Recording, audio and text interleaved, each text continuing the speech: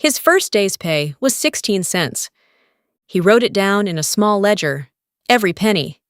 He called it Ledger A, and he kept it for the rest of his life. That ledger was one of his most prized possessions. The man who earned those 16 cents on his first day of work would go on to accumulate a personal fortune equivalent to nearly 3% of all American economic output. He would control 90% of the oil in the United States. He would become the first billionaire in history. His name was John Davison Rockefeller, and he is, by almost any measure, the most consequential businessman America has ever produced. John D. Rockefeller was born on July 8, 1839, in Richford, New York, the second of 6 children. His father, William Avery Rockefeller, was a traveling salesman who sold dubious herbal remedies, posed as a doctor, and led a secret double life. He was charming, cunning, and largely absent. He would later be charged with rape. His mother, Eliza, was the opposite, deeply religious, fiercely disciplined, and relentlessly frugal. She taught her children that waste was a sin, and that every dollar given to God was an investment in something greater than themselves.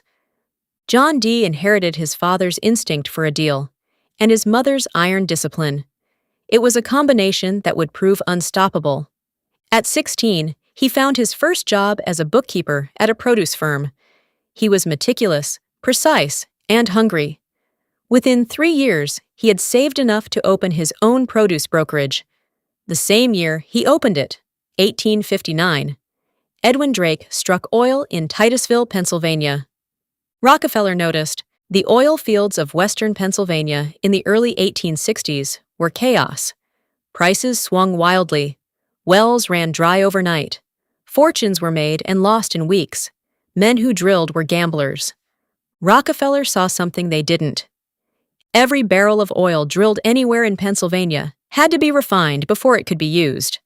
Refining was the choke point, and whoever controlled the choke point controlled everything downstream. In 1863, at the age of 23, he invested in his first Cleveland refinery. Within 2 years, it was the largest refinery in the city. In 1865, he bought out his partners at auction, paying $72,500, his entire fortune, to go all in. He was 26 years old. He didn't just refine oil. He built his own barrels. He owned his own pipelines. He ran his own tanker cars. By controlling every step from crude oil to the lamp in a customer's home, he drove his costs below anything a competitor could match.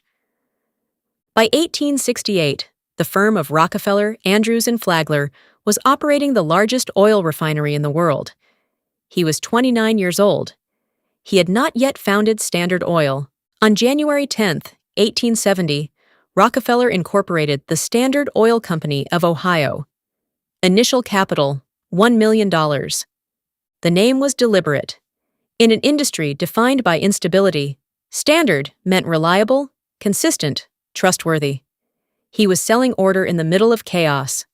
His master weapon was the railroad. Rockefeller guaranteed the railroad's massive, predictable volumes of shipments.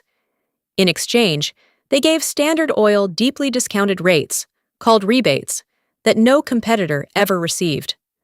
Other refiners paid full price. Standard paid a fraction. The playing field tilted permanently in one direction. In early 1872, a secret arrangement between Standard and the railroads, the South Improvement Company, leaked to the press. Independent oilmen across Pennsylvania were furious. The Pennsylvania legislature repealed its charter before it conducted a single transaction. Rockefeller was unmoved. While the public fumed, he was already executing what would later be called the Cleveland Massacre. In the space of 3 months in 1872, Standard Oil bought 22 of the 26 oil refineries in Cleveland. Competitors were offered a choice: sell at Rockefeller's price or face being driven out of business. Most sold. A 14-year-old girl in Titusville named Ida Tarbell watched her father's business collapse. She did not forget. In January 1882, Rockefeller's lawyers invented something new. State laws prevented companies from owning other companies across state lines. a problem when you were trying to build a national empire. The solution: the trust. Shareholders in dozens of companies surrendered their shares to 9 trustees, with Rockefeller at the head. One command center, 40 companies. Legally invisible. By 1882, the Standard Oil Trust controlled 90% of all oil refining in the United States. It owned thousands of miles of pipelines. It set prices. It knew the volume of every competitor's shipments because it paid railroad employees to report them. The New York World called Standard Oil the most cruel, impudent, pitiless, and grasping monopoly that ever fastened upon a country. Rockefeller's reply: "In a business so large as ours, some things are likely to be done which we cannot approve. We correct them as soon as they come to our knowledge." He kept building. Ida Tarbell spent 5 years investigating Standard Oil. She had grown up in the oil country of western Pennsylvania. She had watched the South Improvement Company destroy her father's business when she was 14. She had become a journalist at McClure's magazine. She was thorough, patient, and relentless. Between 1902 and 1904, she published a 19-part exposé called The History of the Standard Oil Company. She documented secret railroad rebates. She documented price fixing. She documented industrial espionage. She documented the deliberate, systematic destruction of honest competitors. Rockefeller called her that poisonous woman. He told his advisors, not a word about that misguided woman. But Tarbell had already done her work. Public fury was building. Congress was paying attention. The Department of Justice opened an investigation. On May 15, 1911, the United States Supreme Court ruled that Standard Oil of New Jersey was in violation of the Sherman Antitrust Act and must be dissolved. It was broken into 34 separate companies within 6 months. The irony was profound. Rockefeller owned roughly a quarter of all Standard Oil shares. When the trust broke up, he received shares in all 34 successor companies. Then the automobile age arrived, and gasoline demand exploded. Every one of those 34 companies soared in value. The breakup made John D. Rockefeller the richest man in the history of the world. The companies born that day, Standard Oil of New Jersey, Standard Oil of New York, Standard Oil of California, would eventually become ExxonMobil, Chevron, and BP America, among others. They remain some of the largest corporations on Earth. But there is another story about Rockefeller, one that runs alongside the empire building from the very beginning.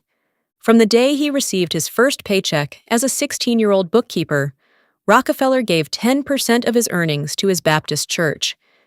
Charity was not a late-life redemption. It was baked into every ledger from the start. As his fortune grew, so did his giving. In 1890, he founded the University of Chicago, eventually giving it $35 million. In 1901, the Rockefeller Institute for Medical Research, which later became Rockefeller University, 27 Nobel Prize winners have been associated with it. In 1913, the Rockefeller Foundation, still one of the most influential philanthropic organizations in the world today. During his lifetime, Rockefeller gave away more than $500 million. He retired from the active leadership of Standard Oil at 57. He spent the next 40 years giving money away. He died on May 23, 1937. He was 97 years old. 3 lessons from John D. Rockefeller's story. First, control the choke point, not the resource. Oil drillers found the oil. Rockefeller controlled what happened to it next. The person who owns the infrastructure, the refinery, the pipeline, the railroad deal, the platform, often wins more than the person who finds the treasure. This principle has driven strategy in oil, in tech, in logistics, in finance for 150 years. It still does. Second, scale creates its own morality problem. Rockefeller genuinely believed he was bringing order to a chaotic, wasteful industry, and he may have been partly right. Standard Oil did drive down the price of kerosene dramatically, putting light within reach of ordinary Americans. But the methods used to achieve that efficiency crushed honest men, eliminated competition, and required the intervention of the Supreme Court to stop. Success at that scale forces a reckoning with the question of how you got there. Third, wealth without purpose doesn't last. Rockefeller spent the first half of his life building an empire. He spent the second half giving it away and built institutions that will outlast Standard Oil by centuries. The University of Chicago, Rockefeller University, and the Rockefeller Foundation will still be shaping human knowledge long after the last oil well runs dry. What you build with your wealth matters as much as how you earned it. He started with 16 cents a day and built the most powerful corporation America had ever seen. He was called a genius and a monster, often in the same sentence, often by the same person. He gave half his fortune away and shaped medicine, science, and education for generations. John D. Rockefeller contains multitudes, and so does the country he helped build. Thank you for joining us for Episode 9. Our next episode is Andrew Carnegie, a Scottish immigrant who arrived in America with nothing, built the steel that made the modern world, and then gave almost every dollar of it away. Until then, stay curious.